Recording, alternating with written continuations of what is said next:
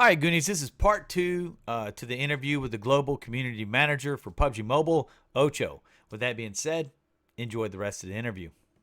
Okay, so now this is a big one, Ocho. It's a big question right here. And this one, this guy, he typed a book report for us here. So let's go look at it. And this is PA Pyrotechnics. He wants to know, this is his question. He said, when they took away Metro back in March, which it was April, by the way, they were taking it away to make a better game mode, or make the game mode better rather. And when they brought it back, it was going to be packed full of content, new features. And from what I've seen so far in the beta, there's nothing new at all. Also, it was only for a limited time until 1.7. He wants to know with that. I think he wants to know if it's for a limited time, if in fact it does come back. Now we're assuming with this question that we've got the vote. Now I'll tell you, Ocho, personally in the beta, I've never had a queue. With Metro being in this beta currently, I had a queue to wait to play. So I feel like the Metro community has stood up and let their voice heard. Am I right in saying that? So obviously, I can't say that the results of the vote. You know, things are still being tallied. Okay. But I would be very surprised if you were an unhappy guy. Fair enough. Fair enough. That is a fair answer. I appreciate that, and I feel better. Now, with that being said, let's assume. That being said, you also love payload. That's true. That's true. I do love payload, and I won't be unhappy if it comes back. I'll be happy as well. So, and if they both come back, I think I might have a heart attack, a small one, because I'll be like, what am I going to play tonight? So yeah. I mean, just in case, keep the aspirin handy, man. You know, low dosage aspirin. Right. So let's assume that it comes back, and this question would be a pertinent. How much of this question can you answer? He's asking about new content, you know, new maps, etc. That's basically. So, I actually wrote that statement that you were referencing back last April. I can read it for you if you want me to. Oh, no, that's okay. I wrote it. So let me tell you about development. And this is another slightly long story, and I'm sorry. So way back when I first started on PUBG Mobile, which was about 2.5 years ago. Right. Probably like the first month I was working on the game, somebody made a really great post on Reddit about the Hollow site, right? And at the time, the Hollow site was only available in red, which is okay. You know, I mean, you don't have to have green, you don't have to have gold, right? But you know, it was red, and I never thought anything about it. And he's like, so I don't want to be a jerk, but you know, I'm colorblind, and I can't use all sorts of attachments. Right? Mm-hmm. Now, I'm a big fan of giving people choices, especially if it's, you know, impacting their ability to enjoy the game. Agreed. And so I went to the dev team and I'm like, hey, guys, there's this great piece of feedback that I want you to read. Right? And this guy is talking about, you know, how he can't use some attachments in the game because of his colorblindness. And they said, that's a great idea. We can fix that. And we're going to actually create this whole system that allows people to change the color and, you know, all sorts of details about all different aspects of the game, right? And now, you know, we can do that in PUBG Mobile. Agreed. You know, so I started officially interacting in May of, let's call it 2019. That sounds right. I don't know. I'm getting old, man. I can't remember years. So I feel you. I forwarded this idea in May of 2019.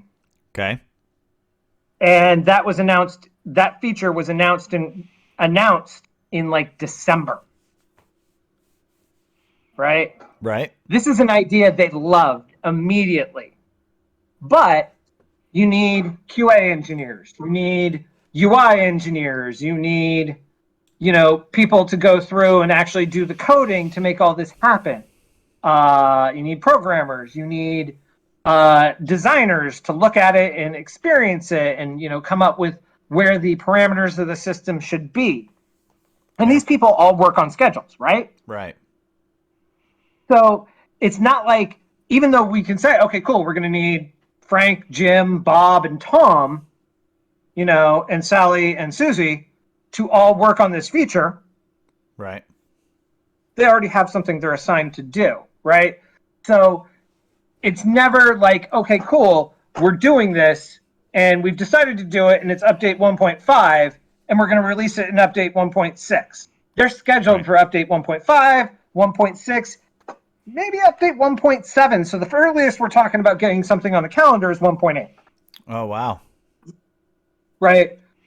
There's a huge team and it's really intricate, all the things that they're doing and how they have to allocate resources and manage resources because they want to constantly be creating new stuff and at the same time improving old stuff, right? Right.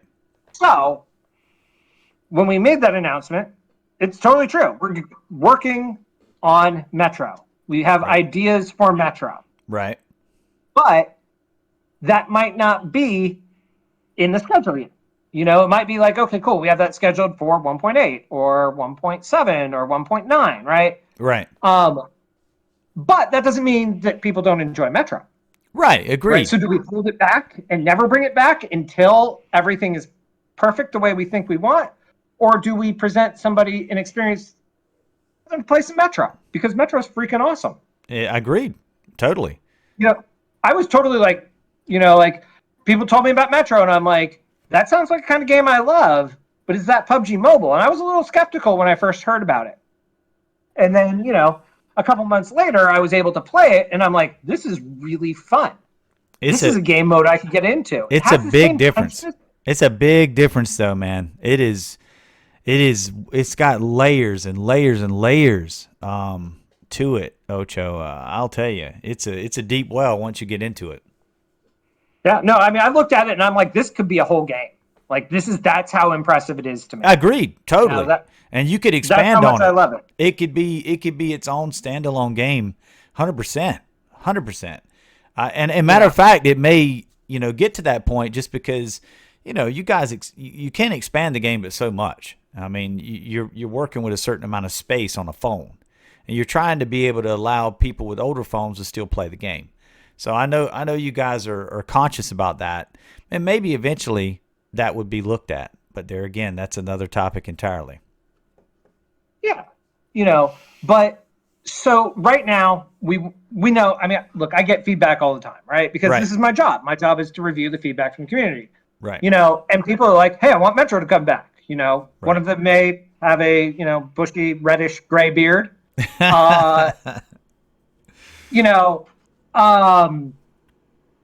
And people want to see Metro again. People want to see Payload come back. People want to see, Vikendi back in the regular rotation. Right. There's lots of things. I get tons of requests for infection mode. And I'm like, okay, people want to see infection mode come back.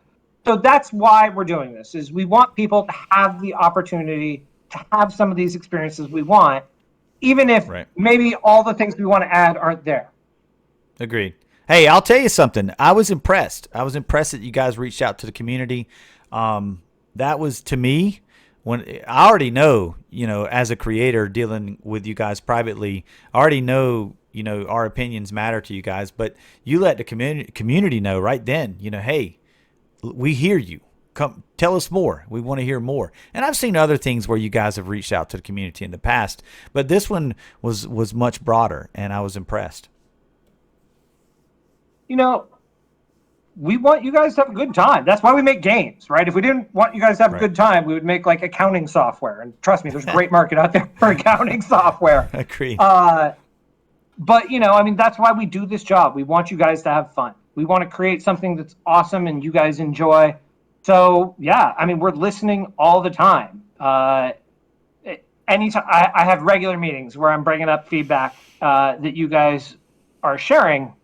And let me tell you, man, people get heated. They're like, what's going on? Why hasn't this been fixed yet?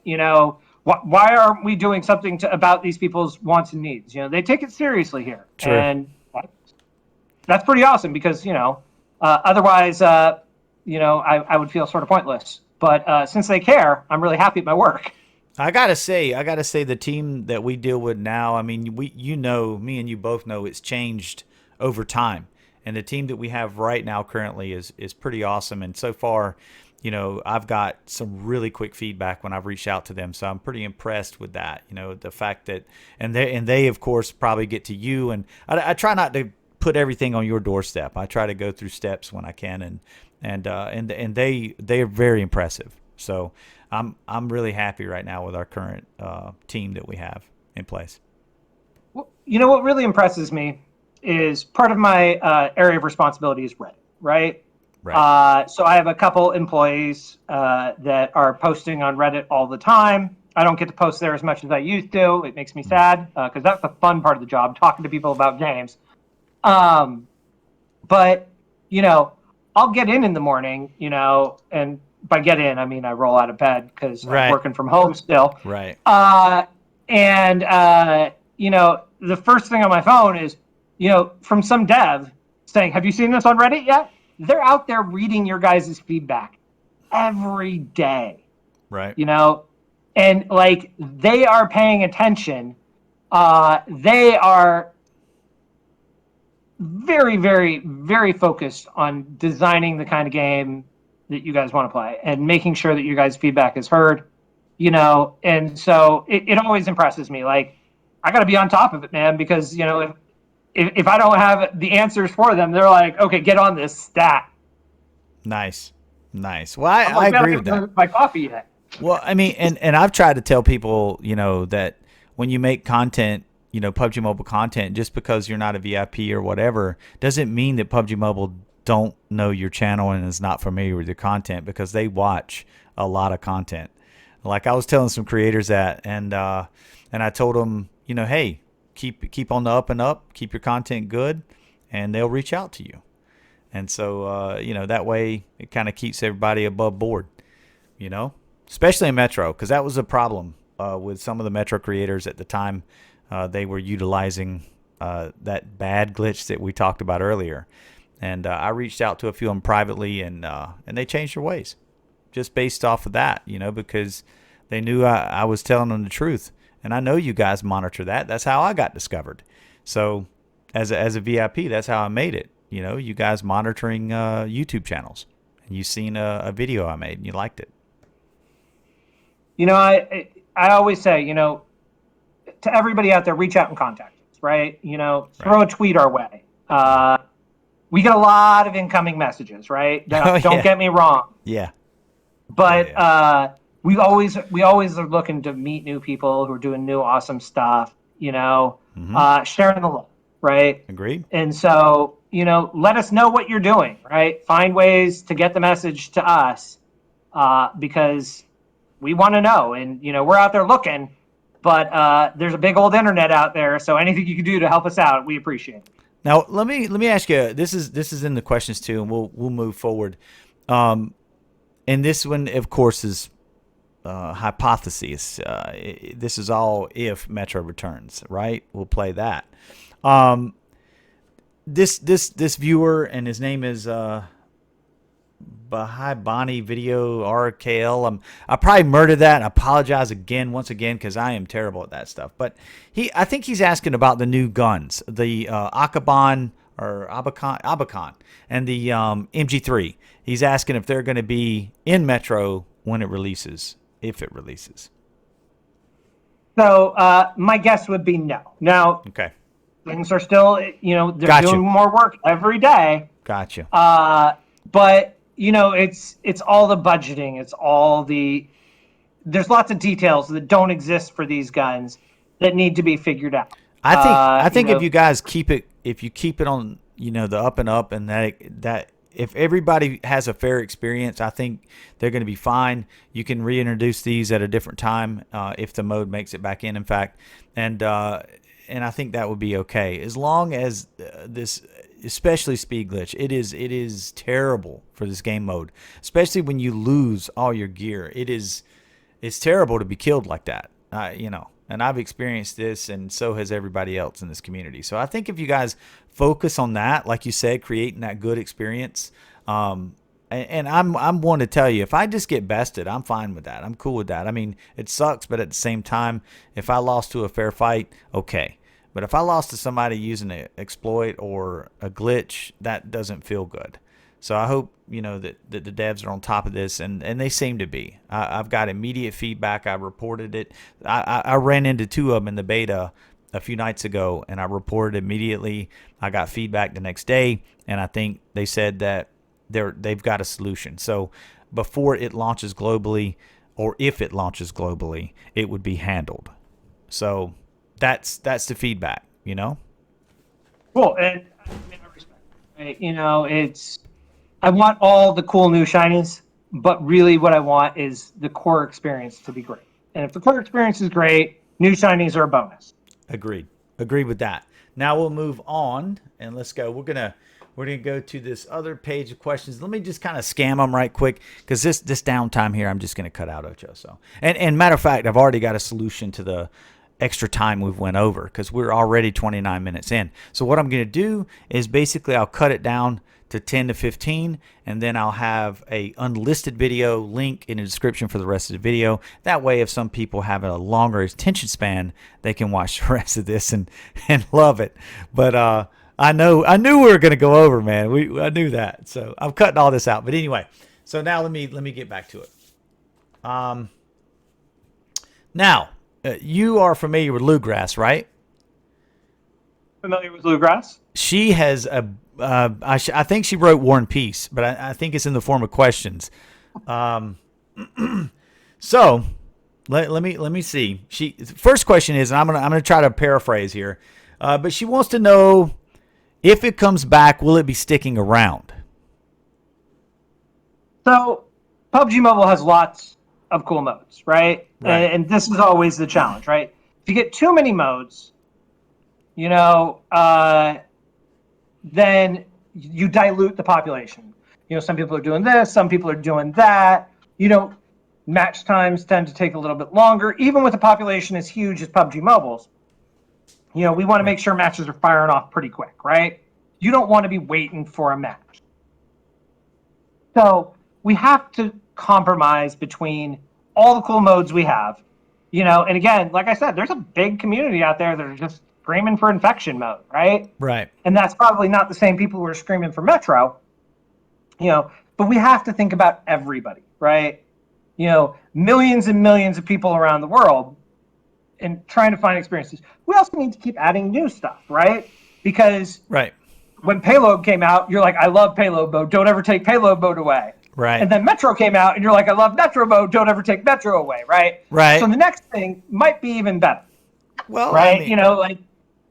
Titan Strike, super popular. People really dug that mode. I like the Runic event. I thought that was great. Yeah. I enjoyed that one. The Titan one, it was okay. I mean, I'd like seeing Godzilla walk around occasionally, but honestly, I love the powers in the Runic thing. I thought that was pretty fun. There's been a lot of events I've enjoyed, but Metro, it just kind of grabbed me just because it's unlike any mode. It's like I said, it's like an onion. It's got layer upon layer upon layer, and it's very complex. It's very complex. It's not for, to be fair, it's not for a casual user. Most like classics, a casual guy could fall into a classic and be just as fine as a seasoned veteran. But in Metro, if you're a casual player, you're gonna get mopped up. You're gonna get mopped up. Them guys is ruthless out there, bro. They ruthless. All right, so with that being said, she's got a bunch. I'm gonna, crank them down. And if there's things that we have already went over, I'm trying not to get into that too much. And I think she wanted to find out if there was going to be some penalization for players if they were exploiting glitches, which we've kind of went into that. So we'll move on. The other thing is she goes into the glitches, and she wants to know if they plan to be a little bit more, fast acting when glitches are reported or known. If the team is going to be a little bit quicker to address them this go around. So, I mean, the team literally for glitches will sometimes work 24 hours a day, right? Like they Right. will work in shifts. Oh, Like wow. people will be working on the glitch. They'll finish up. Somebody else will come in, take over where they were, and keep working on it. I mean, the team is really dedicated, but sometimes it's hard. Like we need repro steps, right? Right. And this is something you and I have talked a lot about in the past privately. Is I need to know exactly how something is done. Because if we don't know how it's done, we just know what the effect is. We can't trigger it ourselves until we figure that out. Right. And so figuring out the repro steps is really important. And so, with people like Bluegrass, who I've seen in like a million streams while I was watching them, She gets around. She gets around. she does. It's you guys are often, you have your ear to the ground, right? Right. And so, the second you find out about something, it's great to let us know that something is happening. But if you can tell us how it's happening, that puts us miles ahead. And then we have to come up to the second question, which is it something that's hot fixable, right? That's the best. So yeah. that's the best. If it's something that's hot fixable, we deploy a hot fix. You automatically download it when you log in. Right. No harm, no foul. It's just taken care of. If it's something that requires a build, that takes days. And there's just no way around it, right? Right. Because there's a lot of code that goes into it. We have to make sure everything works right. And sometimes they just don't work, right? And so you have to like go in and test everything in the game. Because every piece of code somehow, some way touches every other piece of code. Agreed. And so Agreed. So if it's something that takes a full build, there's no fast. There's no fast. And then we have to think about the impact, right? Because I love Metro. You love Metro. Your audience loves Metro, right? Oh, yeah. But not everybody in the game loves Metro. So if we're going to take the whole game down to fix something related to Metro, it better be really serious, right? And so that impacts our ability to react quickly as well. Agreed. Okay, that's understandable. I mean, there's a lot to do, a lot of code, and a lot to figure out, and it all is. It sounds like to me the code is upon layer upon layer upon layer, and you just got to be careful not to upset the balance. So you guys got your hands full. Those devs, whoa, they must be some rocket scientists, really. All right, so man, I've never seen any game run as well on a phone, right? I mean, like. I come from console games. I come from PC games. Me too. I'm an old school gamer. Right. I worked on a lot of different types of games. And if somebody were to put PUBG Mobile on a stream and not tell me it was a mobile game, I wouldn't know. Right? And they're getting this to run on phones. Right. And that's pretty impressive. It takes some smart guys to do it, but it also takes a hell of a lot of work. Well, and the thing is, the first time I played PUBG Mobile, and I mean this is early PUBG Mobile, like season 1, I was still blown away. And even now you look at it, you guys have expanded that game, and it's just unreal. Like the skins and everything now in the game versus the way that it came out, it's leaps and bounds, and all that on a phone.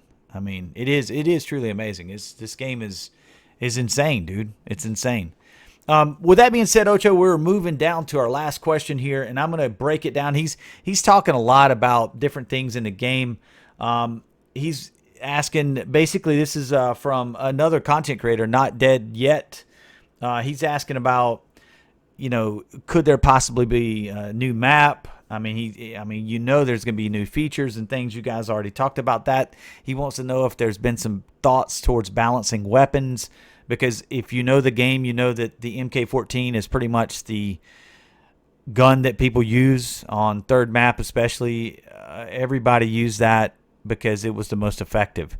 And also, a nice, select fire choice. I love the Mark 14. Oh my goodness, yeah, it's devastating. It's devastating. Yeah, a little hard to control on full auto, but what can you do? Not for me, can't bro. have everything. Not for me. I love it, man. I'm telling you. Playing Metro, and I was playing on a phone, Ocho, recently on the beta, and it handles so much different than classics, the MK in Metro. It's totally different. Like, it's a little unwieldy in classics, but in Metro, you got talents and things of that nature that allow the MK to be handled like to me, like an M416. I mean, the recoil.